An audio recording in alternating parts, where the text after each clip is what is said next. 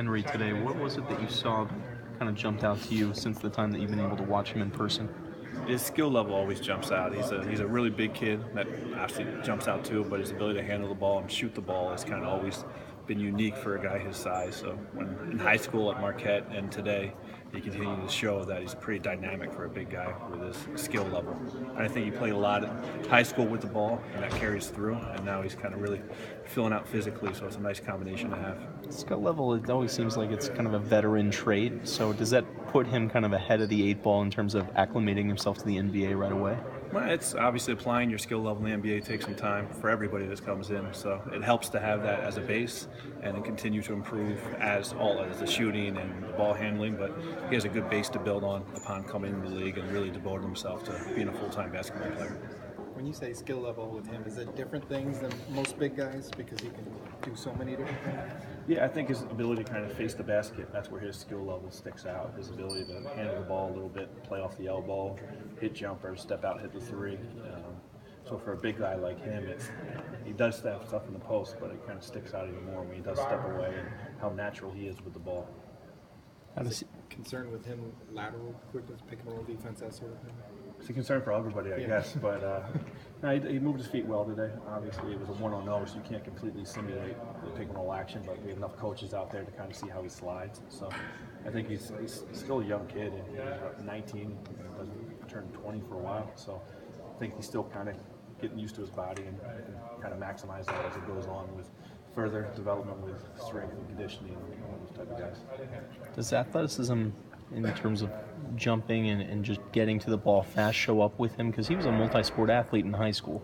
Yeah, he's a very athletic family. I think his brother that transferred in was like the Big Ten high jump champion. So, and I think he has another brother that runs track at another college. So he grew up in an athletic family. So he has a big body. He's long, which also helps. And you can sense that he's been around sports for a while because his hand-eye coordination, everything's pretty impressive. How do you see his improvement as a passer in the pick and roll?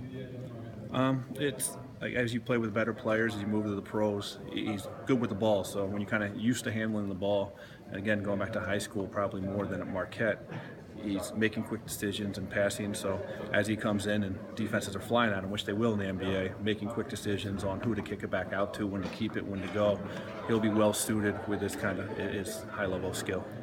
Big men who can shoot, it's easy to assume that they're kind of content hanging out around there. Does he show the aggressiveness that you'd want to see from a guy that way? He's not just content sitting out there waiting for jumpers? No, I thought he did a good job when he was at Marquette of feeling if he had some sort of mismatch in the post, of being willing to kind of post guys up and go down. He did a nice turnaround jumper to go to back then, and he's got long arms that he can kind of get tricky around the rim. So it's not a guy that's completely just out there floating around. He's a guy that will mix it up a bit.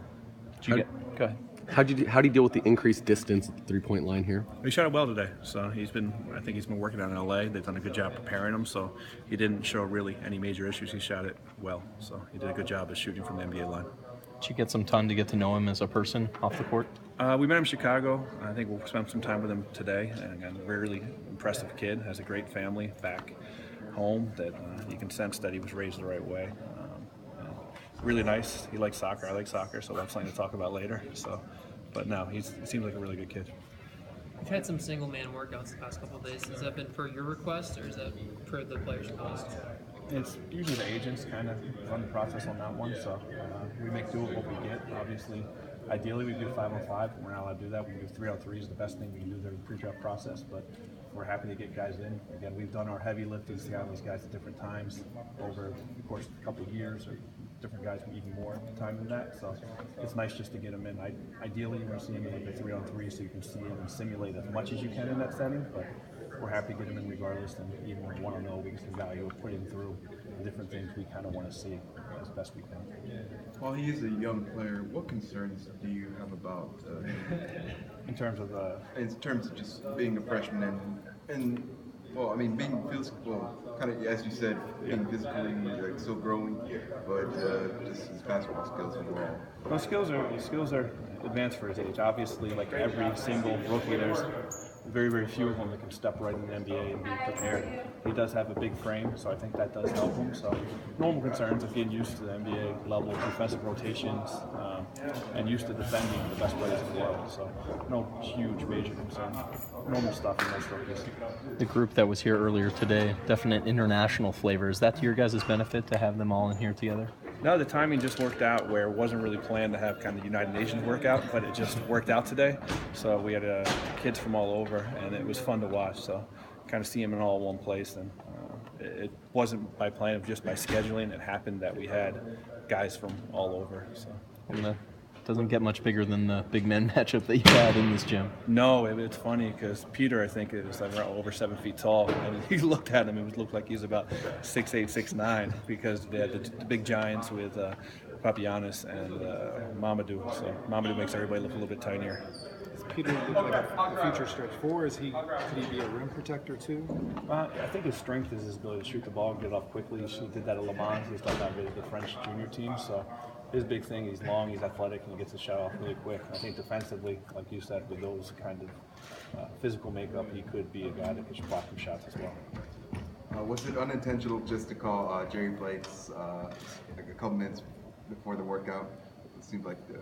Well, sometimes you get late cancellations, and you have to have a guy that's local, and you have to have Jerry come in and be available for us. And you never know with this process what might kind of come up, and we were happy to have him in. He did a good job, kind of coming in late minute. What interest would the team have in acquiring him? Say again? What interest would the team have with him?